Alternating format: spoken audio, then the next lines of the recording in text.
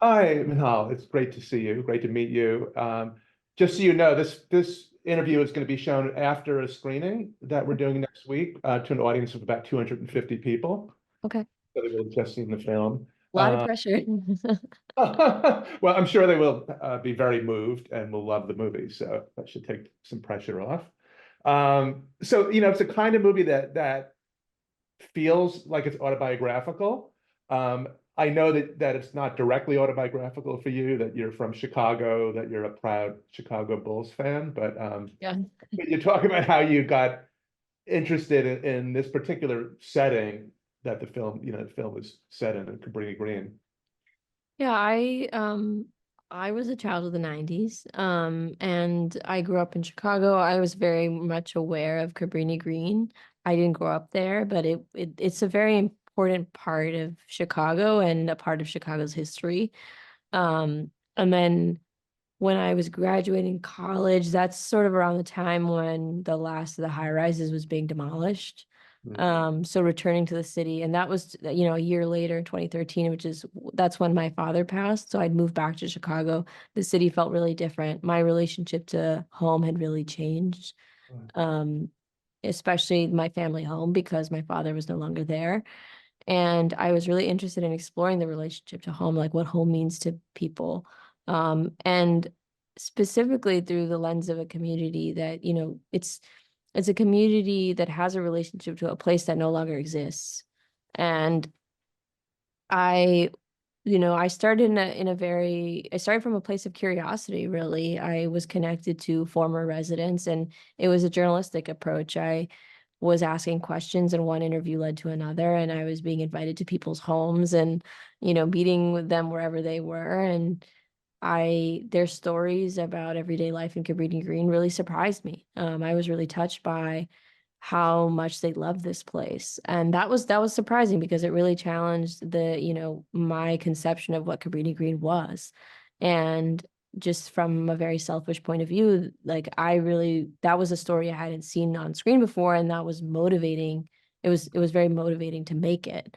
And to, that was the fact that this is a movie and that these two kids are, their lives are fictional, but there is the backdrop of what happened to Dontrell Davis that is true, and that was a very tragic loss for the community. And I wanted to do, a story that was set in this time period where we're in a period of transition, and where families are, who are living in the high rises were really considering what to do about the future for themselves and for their kids. um and that was the story is really about home and what it means, and so in the process of making it, I was also transformed because I'd come back to Chicago after a long time of not being there and rebuilding my community and understanding what it means to me now is that it's not really about the place. It's about the people. It's about the relationships I cultivate. And those are the things that I take with me wherever, and that's home. Yeah, I mean, I understand you did an incredible amount of research, but reading and speaking to people, but you focus this story on just these two boys, and we really see everything through their eyes. So, um, and they're so great as characters and the performers. So, could you talk about how you did that? Because I think it affected the style and everything about how you made this film. For these kids, this place is the only, the high rises were the only place they had known as home. So what we viewed as what we might think of not as special or mundane, like this dirty mattress, to them was everything. And so it was a guiding principle of the movie in the way that we portray this place has to be true to these kids. And this place is special. All their best friends live in the same building. Like it's kind of an amazing thing. Um, and it was just again something I hadn't seen before. I was also very inspired by Spike Lee's film Crooklyn, Mhm. which is one of Yeah. my favorites of his. It's an incredibly tender film, and some of my favorite scenes were really the scenes of the family around the dinner table. And those were scenes that resonated with me. And that isn't where I'm from. And um but at the same time, there's something very universal about it that that moves me and affects me. um and yeah, I wanted to see it through their lens. It was exciting, and this place is new and has a lot of, there's a lot of adventure. And it lended itself to, sharing a story that really challenged the dominant cultural narrative, because it's, from an adult's point of view, Cabrini Green looks one way, and from a kid's point of view, it can look in a different way. But both views are true.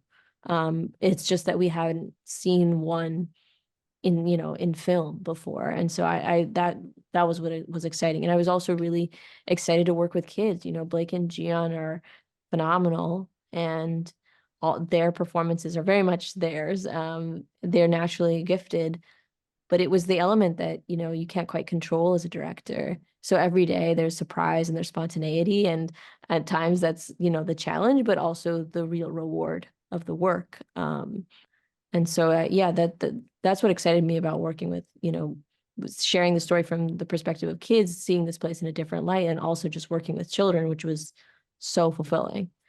Yeah. So you literally see the world in a different light than we used to, because there's a warmth and a kind of stylized or lyrical quality, which is a bit similar to what Spike Lee is doing, but this has a different feeling.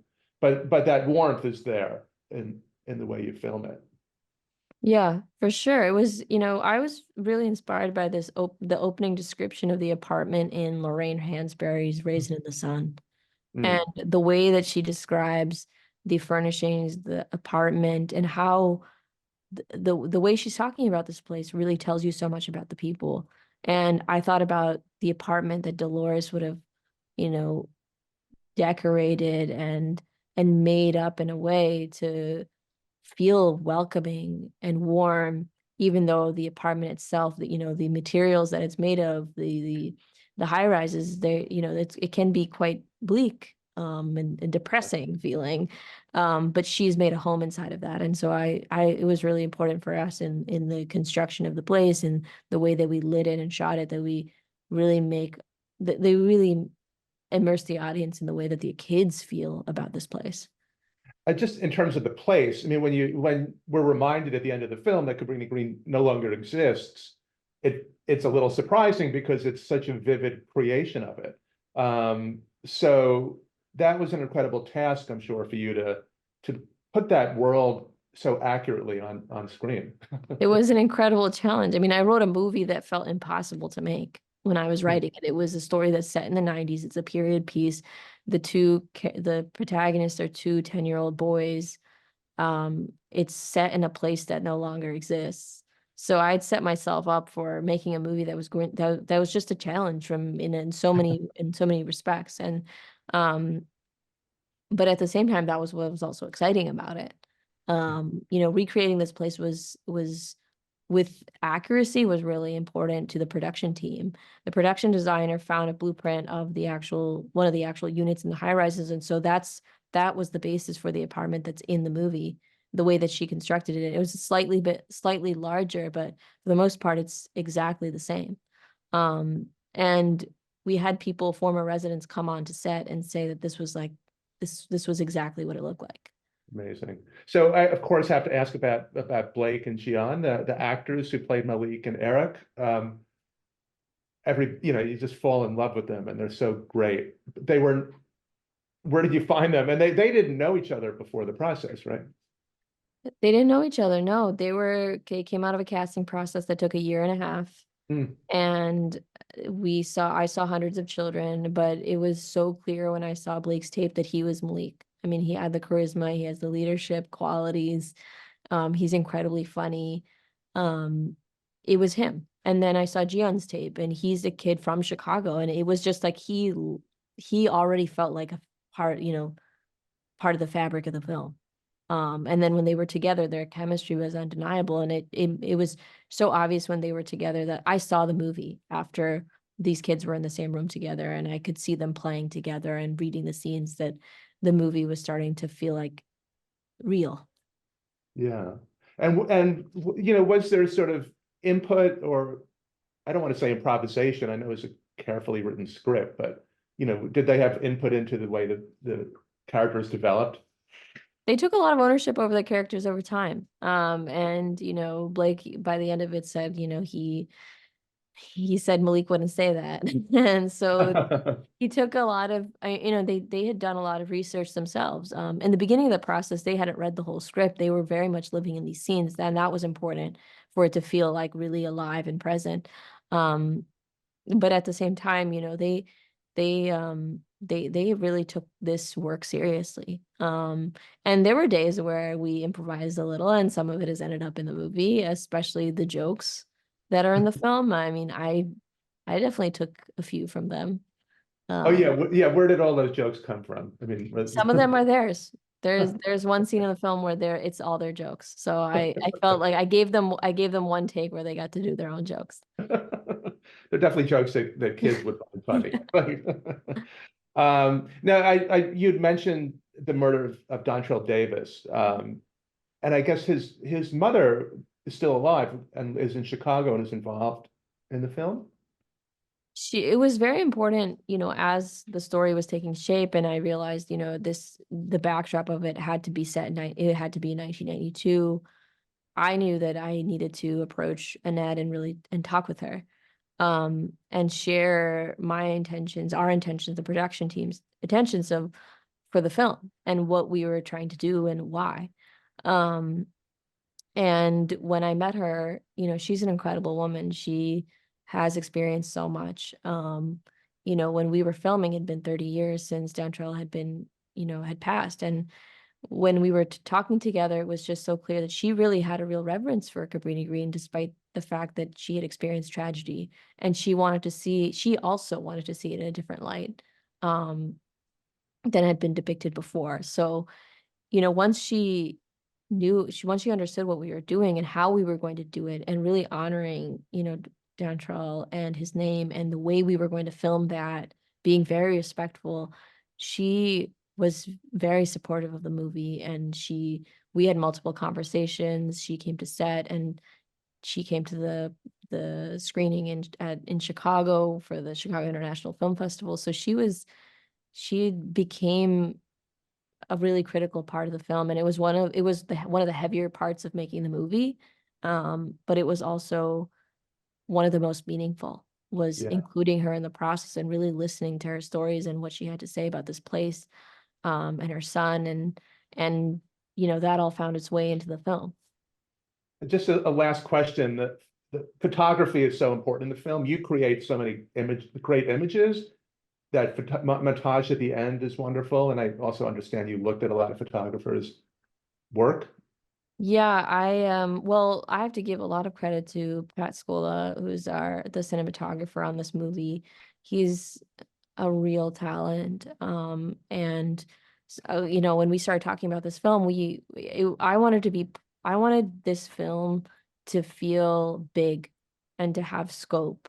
And for even though this film is about these two boys and their relationship, and that might feel small, that the movie shouldn't feel small, that we really wanted to give that this relationship is no less important just because it's a childhood friendship. And so we really wanted to push, what we could do visually and in the way that they see the world, and also what this place means to them.